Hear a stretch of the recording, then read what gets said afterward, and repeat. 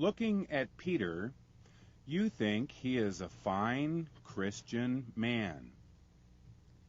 Peter is 39 years old, he's married, and a father of 2 children. Peter occasionally went to church when he was younger. Now he is on church boards and committees. He is helping out when work needs to be done. He visits the sick and the shut-ins. He does volunteer work at a home for mentally retarded people. Peter says volunteer work is not really connected with our church. I just go and show kids how to make things from wood. Last time I showed them how to hammer your thumb.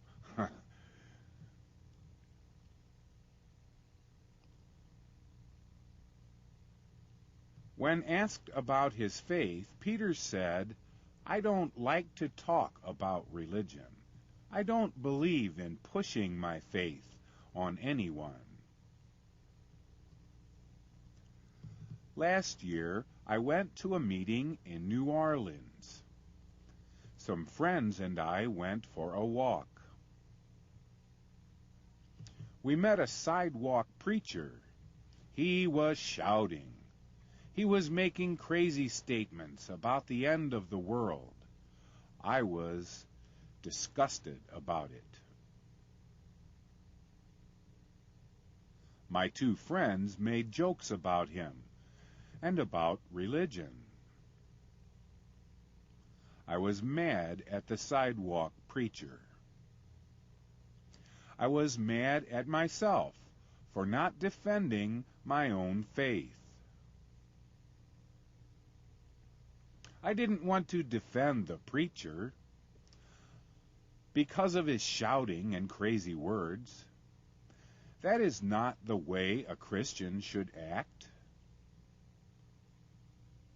Have you experienced times that you were embarrassed to be a Christian? Being embarrassed is something you learn as a child, or you're born with it. People often find it easier to talk about sex than about their religion and relationship with God. Maybe we learned about embarrassment from our parents. But you are not the only person that feels that way. In dealing with people, you must learn to defeat embarrassment. Because if you don't feel comfortable, then people won't feel comfortable with you. It's like feeding a squirrel. The squirrel wants the food you offer, but it is not sure he can trust you. You want to give the peanuts to the squirrel. But when you move quickly, the squirrel moves away until he can trust you again. The more you talk about your faith with people, the more the people will feel comfortable to open up.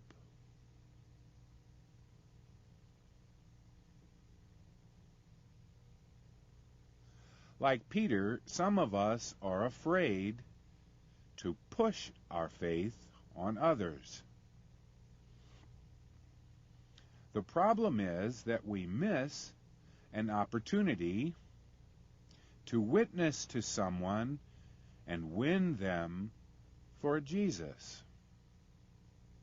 Yes, we need to be careful and not force people, but we must also need to be bold and courageous. Use every opportunity you have to share your faith. 2 things that will help you to become more comfortable. number one, education, and two, training. The purpose of these lessons is to teach you all you need to know and show you how to use your abilities. The abilities God has given you. Maybe you are smart and know the Bible. But when someone has a problem, you maybe feel awkward in talking with them. Sometimes we're afraid of the things people will say to us. Or maybe some topics we feel are too difficult to handle. We are afraid of making a mistake.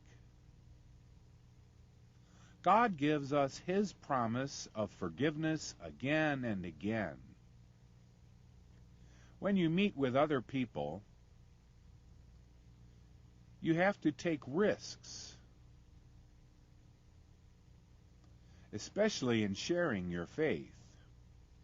But a child of God knows that he has forgiveness even before he needs it.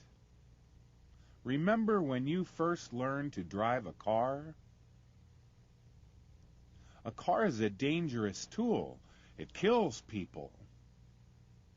But you can learn the way to use a car responsibly. Another fear we have is of rejection.